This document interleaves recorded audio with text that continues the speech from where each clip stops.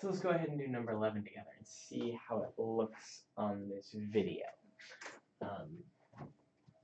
So go ahead and do me a favor, remind me what number 11 is. Oh, that's going to be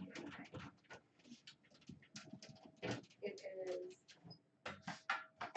acetic acid reacts with sodium carbonate to produce sodium acetate, carbon dioxide, and water. Oh my goodness.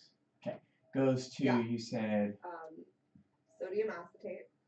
oops, I just wrote the wrong thing. Sodium acetate, CH3COO plus CO2 plus H2O.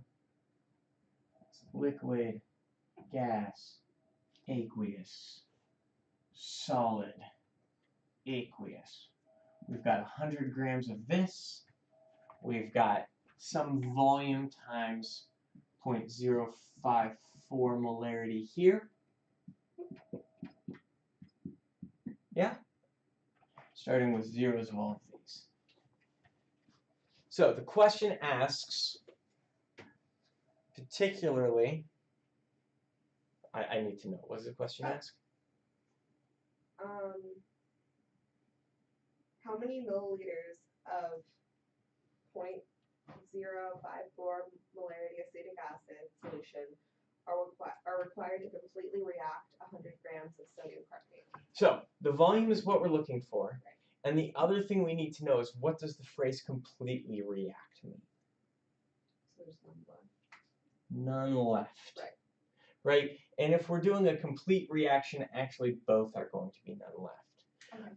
I can convert, this one's already in moles, right? Because volume times 0.054 is moles. This one, we're going to multiply by 1 over 106. We're going to get like 0.98 moles. Is it 9895, something like that? I would have to do them. I'm trying to do math in my head. I know 100 divided by 106 is like 1, right? Because 100 and 106 are almost the same. Should be a little bit off. 0.94. 0.94, more off than I thought.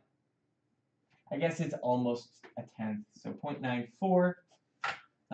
Now, since both are limiting, I could actually subtract. Oh, what did I forget to do? Balance. Gotta balance the chemical equation. I realized that as soon as I went to my reaction step and I started thinking about my mole ratios, I was like, wait a minute.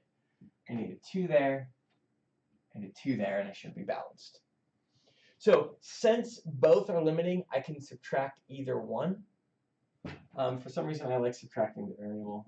V times 0.054 minus V times 0.054 times a 1 to 2 ratio. Clearly, that's going to subtract off. Clearly, this is going to be equal to 0. And this kind of gives us our other idea as well. The other way we could have thought about this, rather than just in terms of the stoichiometry, is saying we want to completely react, is saying that my moles of Na2CO3 is equal to my moles of CH3COOH. But in order to make it so I'm talking about two things that have the same units, I need 1 mole Na2CO3 for every 2 moles CH3COOH. Now notice that I'll cancel it out, so I'm saying my moles of carbonate are equal to my moles of carbonate. Then I can go ahead and plug these things in. I've got 0.94 here. It's equal to V times 0.054 times 1/2. And notice that's what I would have gotten from my stoichiometry as well. So there's 2 different ways we could have thought about it. And then the algebra is easy.